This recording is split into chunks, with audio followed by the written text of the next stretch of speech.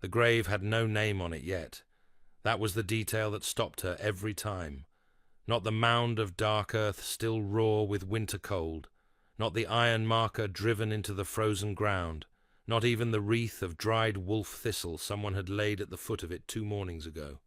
It was the absence of a name, as though whoever had ordered it made had not yet decided whether the thing was permanent. Elowen stood at the edge of the grave and did not move. She had come before dawn, as she always did. The winter estate sat in a valley between 2 forested ridges, and in the hour before first light, the snow had a particular grey silence to it, the kind that made the world feel paused rather than sleeping. No other staff came to this part of the grounds before the bells rang. That was why she came when she did. In her hands she held a small bundle of dried herbs, rosemary and cold-pressed sage, the kind the kitchen kept for preserving meats. She had taken them without asking. She had not been able to explain to herself why she wanted to bring something, only that arriving empty-handed had felt wrong. She set the herbs beside the wolf thistle wreath and straightened up. She was not remarkable to look at. She had understood this about herself since girlhood, without either distress or particular interest. Medium height, brown hair she kept plaited and pinned against the nape of her neck, because loose hair caught on the archive shelves, eyes the colour of weathered slate that people occasionally found unsettling because they held a look without blinking.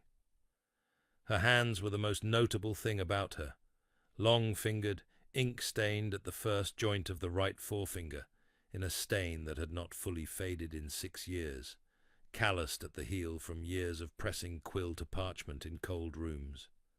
They were precise hands, the hands of someone who had never needed anything to be softer than it was. She had not known King Vorden well. That was the truth of it, the plain and honest truth, and she held to it as she stood there in the cold. She had not known him, not really. He had been the Alpha King of the Northern Reach, ruler of the winter estates, and the mountain territories, and the great council chamber in the capital 3 days' ride south. She had been a record-keeper in his household for 11 months. She had seen him at distance. She had heard him give orders. She had once been in the same corridor as his wolf, which had paused in its walking and looked at her with amber eyes for a long, flat moment before moving on. That had been the whole of it. And yet she came to his grave before the bells rang.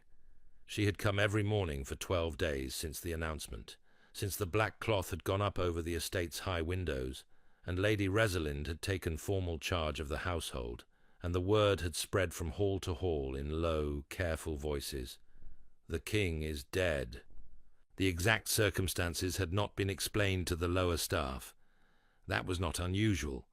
What was unusual was the speed of everything, the way the announcement had come before anyone had even known he was unwell, the way his personal guard had been quietly reassigned overnight, the way the king's own wolf had been confined to the North Tower and not released since.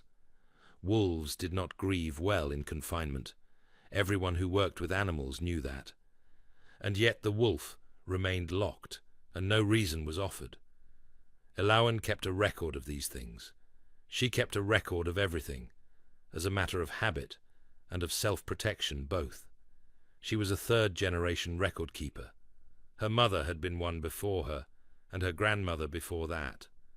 The practice of writing things down, dates, names, discrepancies between what was said aloud and what appeared in the household ledgers, had been passed to her the way other families passed down trades. Her mother had told her, "The written word is the only thing that does not change its story when the powerful need it to." She carried the record in a small leather book, stitched shut with waxed cord. The cover was plain, dark brown, no marking, the same as any record-keeper's field book. What was inside was not plain. Inside was 11 months of discrepancy.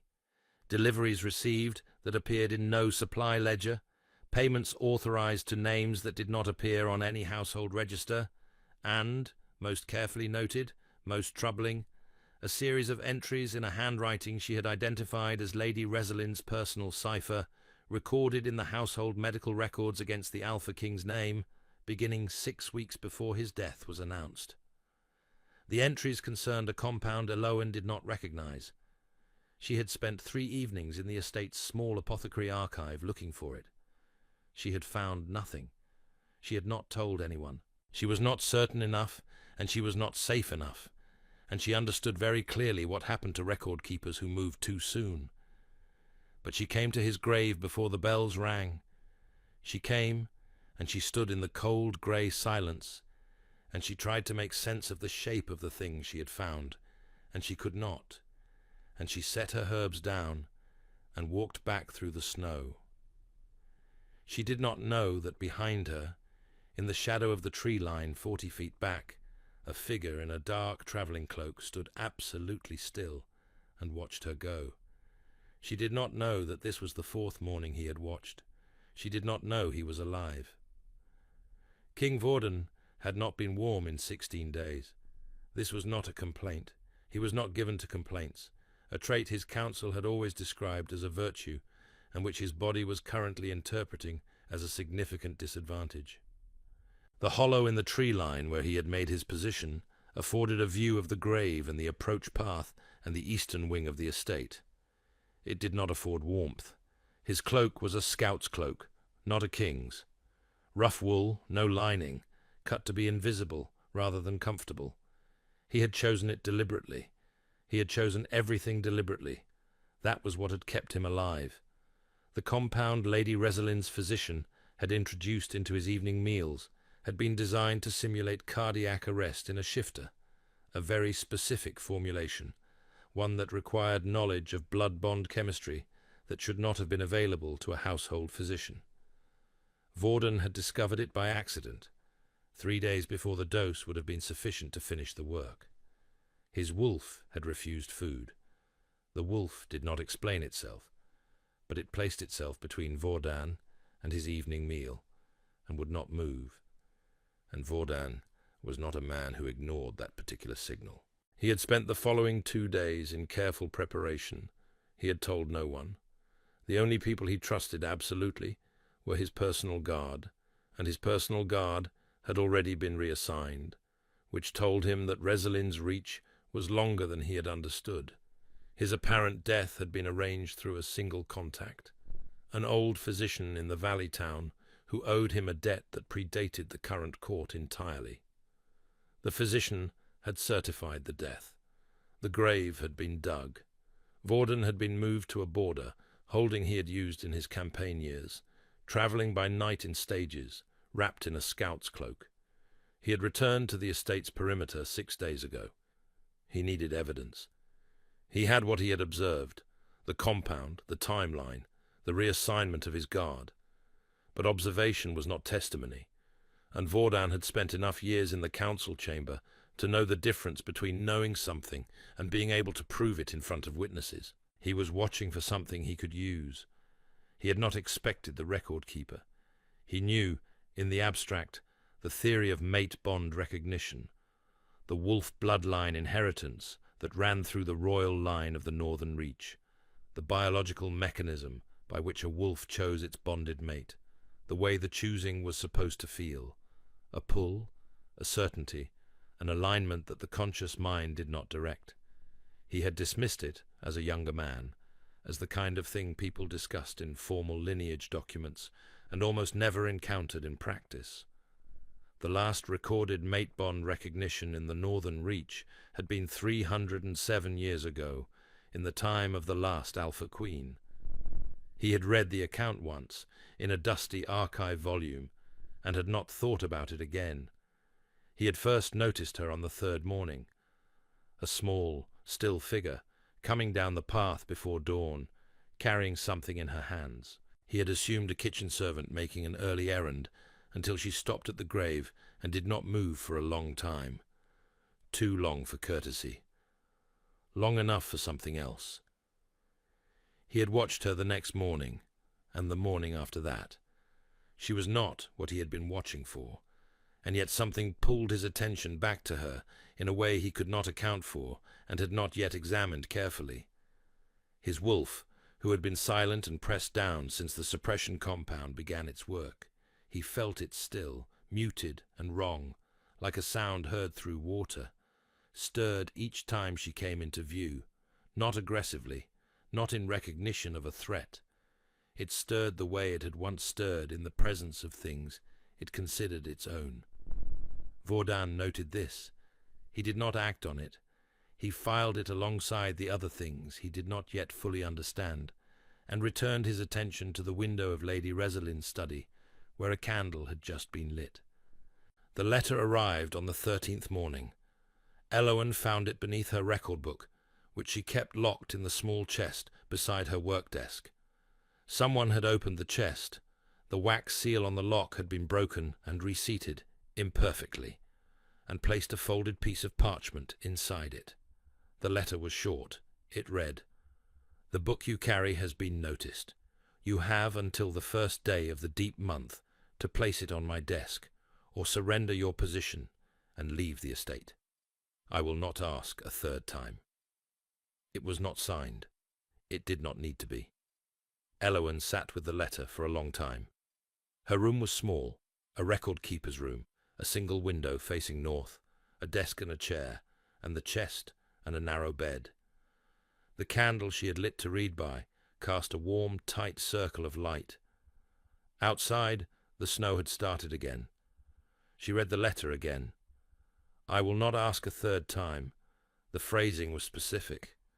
There had been a first time, then. She turned that over in her mind. She had not received a first request, which meant the first approach had been indirect. Someone watching her work. Someone noting what she accessed in the archive. Someone who had been tracking the record before she had understood what the record contained. She was not frightened. This surprised her a little. She had always thought, in the abstract way one thinks about threats that have not yet arrived, that she would be frightened when the moment came. What she felt instead was a particular clarity, the kind that came when a long column of numbers finally balanced. She knew what the letter meant. It meant the compound existed. It meant Lady Reselin knew it had been recorded. It meant the record was the only thing standing between a confirmed poisoning and a clean succession. She packed her field satchel with 3 days' supply from her own stores, wrapped the record book in an inner pocket of her travelling cloak, and spent the rest of the night writing a second copy from memory, word for word, onto a separate sheet of estate parchment. The second copy she sealed into an envelope, addressed to the Northern Council's head archivist in the capital, using the estate's own wax and stamp. She set it with the outgoing post before dawn. Then she went to the grave, because it was morning, because she always did, because the grave was the only place on the estate where she could think without walls around her. She stood in the cold and breathed and looked at the iron marker and the wolf thistle wreath and the bundle of dried herbs that had not been moved. She did not hear him come. "The second copy was a good decision," said a voice behind her. She turned. The man standing at the edge of the tree line was tall, broad-shouldered, wrapped in a dark wool cloak that had seen considerable hard use. His face was angular and weathered, dark-stubbled, and there was a scar running from the outer edge of his left eye to the corner of his jaw that she had not been close enough to see from a corridor's distance in 11 months of employment. His eyes were the colour of iron in low light. She knew who he was before she had finished turning. She did not make a sound. She had learned, early, not to make sounds that she had not decided to make. King Vaudin, the Alpha King of the Northern Reach, the man whose grave she had been visiting for 13 days, stood in the snow and watched her with an expression that was not quite anything she had a word for. "You are not dead," she said, because someone had to say it. "No," he agreed. "The compound," she said, "in the medical records. I wrote it down, but I could not identify it." Something shifted in his face, not surprise exactly, something more like recognition. "Describe it." She described it. She had memorized every entry in the record book. She did not need the book to recite the cipher notation, the volume measurements, the dates. She recited them in order, steadily, the cold air making brief white clouds of her breath. When she finished, Vordan was quiet for a moment. "It is a shifter-specific cardiotoxin," he said, "compounded from 2 plants that are individually harmless. Combined correctly, in the right sequence, the effect is indistinguishable from natural cardiac failure in a wolf bloodline. You would need training in bond chemistry to know the formulation. And Lady Resselin's physician has that training. He spent 4 years at the Aralith Academy before he entered private service. I know this because I reviewed his record when he was hired." A pause. "I did not look closely enough at who paid his academy fees." Elowen looked at him steadily. "Who did?" "Lady Resselin's family, 12 years ago." The snow fell between them, soft and even. "I have sent a copy of the record to the Northern Council's head archivist," Elowen said. "It will arrive in 2 days. The original is on my person." Vordan looked at her for a long moment. "You did this before you knew I was alive?" "Yes." "Why?" She considered the question honestly. "Because the record was accurate. Because accuracy has a claim on action, regardless of whether anyone asks for it. And because your wolf looked at me in a corridor 11 months ago, and I could not explain the look." Something passed through his face that she could not name. "My wolf," he said quietly, "has been suppressed since the compound began. I have not felt it clearly in 6 weeks." He looked at her, and then past her, and she understood without being told that he was feeling for something that was not entirely available to him. "It is less suppressed than it was, at this moment." Elowen looked at the grave, then back at him. "You need the original record," she said, "and you need to be in front of the Northern Council before Lady Resselin's letter about me reaches anyone who matters." "Yes." "Then we should leave before the morning bells ring." They left before the morning bells rang. Vordan had a horse stabled in the valley town, 3 miles down the pass road, under his contact physician's care. Elowen had her satchel and her record book, and her travelling cloak, and a particular quality of forward motion that he noted and filed without comment. She did not ask questions she did not need answered.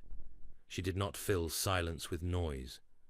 She matched his pace in the dark without complaint, her breath steady, her boots quiet in the packed snow. They were halfway down the pass when the sounds began behind them. Not one set of hoofbeats. 3. Elowen heard them at the same moment Vordan did. She turned her head a quarter turn, checking, then kept walking. He approved of this. "Resselin's outriders," he said. "She found the room faster than I expected." "The letter," Elowen said. "I left it on the desk. She would have wanted confirmation that I had read it. When her messenger found the room empty, she would have known the book left with me." "How long to the valley town?" "At this pace, 40 minutes.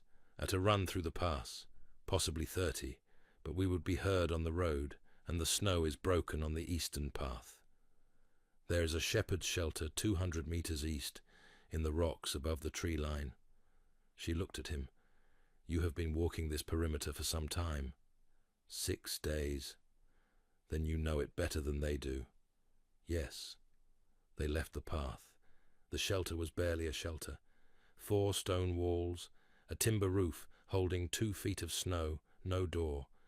They pressed inside it and went still, and Elowen listened to the hoofbeats pass on the road below, 3 horses moving fast, and then slow, and then stop. Voices, low and urgent. The sounds of men checking a path, and finding it continuing without branch. She and Vordan stood in the dark of the shelter, and did not speak. She was aware of him very close, the warmth of a large body in a cold space, the sound of controlled breathing. The mate bond. She did not know to call it that yet. She felt only that the air between them had a quality to it she had not experienced before, like something waiting to be named. The hoofbeats resumed, and moved south, down the main road. They waited 10 minutes. Then they moved. The Northern Council convened in emergency session 4 days after Elowen and Vordan arrived at the capital. The head archivist had received the letter. He had not opened it. He had, correctly and by protocol, held it sealed against the sender's arrival. Elowen presented herself at the archive door on the morning of their arrival, gave her name, stated her role, and requested that the letter be opened in her presence and in the presence of witnesses.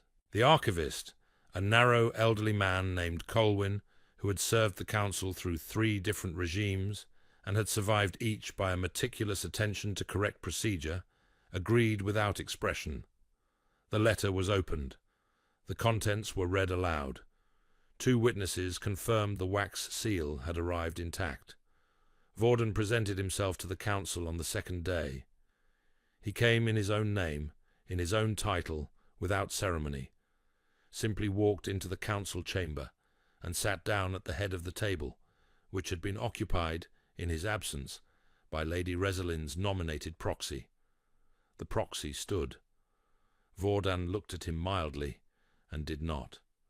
The session that followed was 4 hours long, and was, by every account afterward, very quiet. Elowen stood at the table's side, not at the head, and laid the record book open at the relevant entries, and answered every question the council asked in the same tone she had used to recite the entries in the snow outside the grave.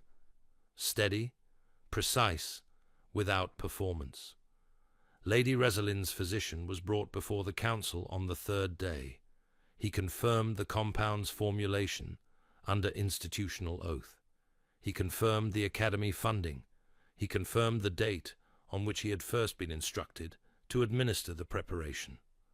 Lady Resolind herself was brought before the council on the 4th day. She walked in dressed as though for a formal occasion, which Elowen noted with a particular attention. The dress was a strategic choice, a signal of legitimacy, of assumed standing, of a woman who expected to be received as a peer. She looked at the council members, and then she looked at Vordan, and the look on her face, for a single moment before she composed it, was not fear. It was the specific expression of a person who has understood that the calculation was wrong and cannot yet account for where. Elowen set the record book on the table. She did not speak first. She waited for Lady Resolind to find the shape of the room and understand it. She wanted the understanding to come before the words did. She had found, in 11 months of record-keeping in a complex household, that the moment of understanding was more clarifying than any confrontation. When Lady Resolind's eyes settled on the record book and stilled, Elowen began. She laid out the entries in order. She cited dates, volumes, handwriting identification, and the archivist's confirmation of chain of custody. She presented the physician's testimony summary as entered into the council record.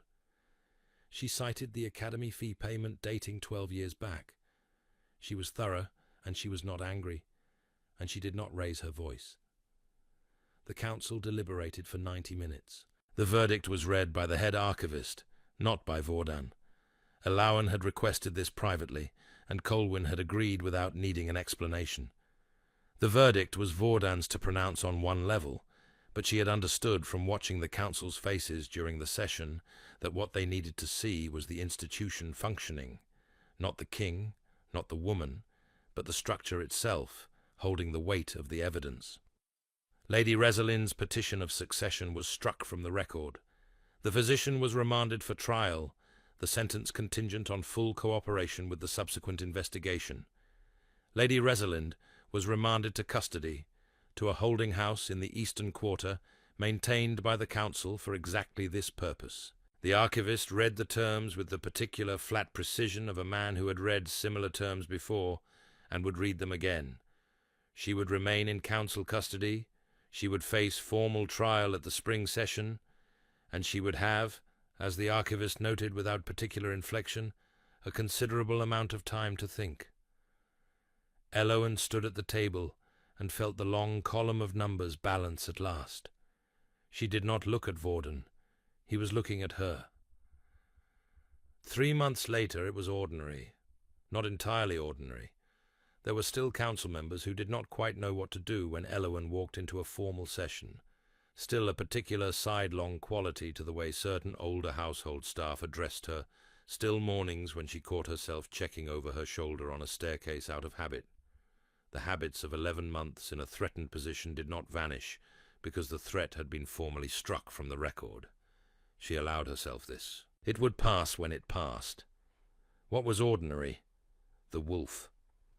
Vorden's wolf had been fully suppressed for 6 weeks and had taken, according to Vorden's dry accounting of it, approximately 3 weeks after the suppression compound left his system to feel like itself again.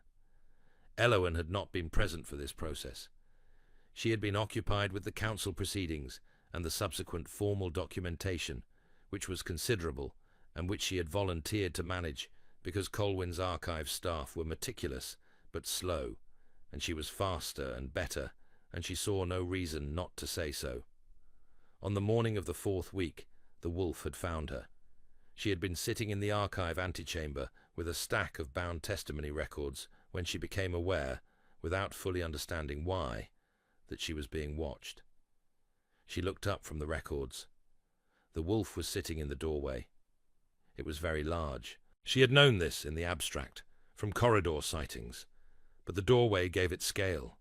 It sat with the particular stillness of a large animal that has decided to wait, amber eyes fixed on her with an attention that was not quite an animal's attention, and not quite anything else. She set down the record she was holding. The wolf waited.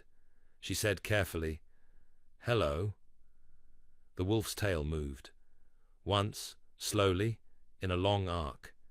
She had looked this up afterward, in the estate's archival records, the historical register of wolf bond behavior, the kind of text that gathered dust because it described things that no longer happened.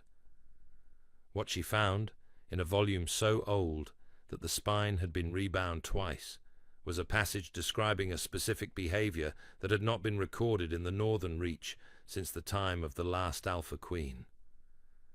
The passage described a wolf bond tail movement directed at a person outside the blood family. It described the circumstances under which this had historically occurred and the institutional weight it carried, and it noted, in the precise language of an old archivist who had clearly found the subject as interesting as Elowen now did, that this behavior had not been observed in 307 years. She brought the volume to Vordan. He read the passage. He closed the volume and looked at her for a moment, with the expression she had learned to read over these weeks, as his equivalent of a great deal of feeling being processed very quietly. "The bond was suppressed," he said. "The compound was designed to prevent recognition. The wolf apparently declined to comply entirely. Even in the corridor," she said, 11 months ago. Even then, she thought about the grave in the snow, and the mornings before dawn, and the strange compulsion she had never been able to account for. She thought about the bundle of dried herbs she had set down at the foot of an iron marker, with no name on it, and the way it had not felt foolish, and the way she had not been able to explain why. She thought about the shelter in the rocks above the tree line, and the quality of the air in the dark, and the feeling of something waiting to be named. The mate bond, she now had a word for. The bond that the compound had been designed to suppress, that the record's existence had helped to expose, that had stirred in a wolf's amber eyes in a corridor 11 months ago and quietly, stubbornly, declined to be fully extinguished. 307 years, she said. Yes. The archivist will want to record it. Colwyn will want to write an entire volume about it, Vorden said, with the dry flatness she had come to understand was his version of warmth. She looked at the wolf, who had not moved from the doorway. It looked back at her with the patient, unhurried attention of something that had already decided and was simply waiting for the rest of the world to catch up. "You are going to ask me something," she said. "Yes." He told her things she had come to understand, as a form of intimacy, as the closest thing he had to the kind of openness that did not cost him visibly. He told her about the council sessions from the previous day, about his complicated relationship with the eldest council member, who had known his father and could not always separate the two, about his considered opinions on the state of the northern roads, which were worse than any road in a functioning realm had any right to be, about the wolf's preference for the archive antechamber, which was warmer than the rest of the lower hall, and smelled, apparently, of something it found acceptable. She had come to understand that these accountings were his version of reach.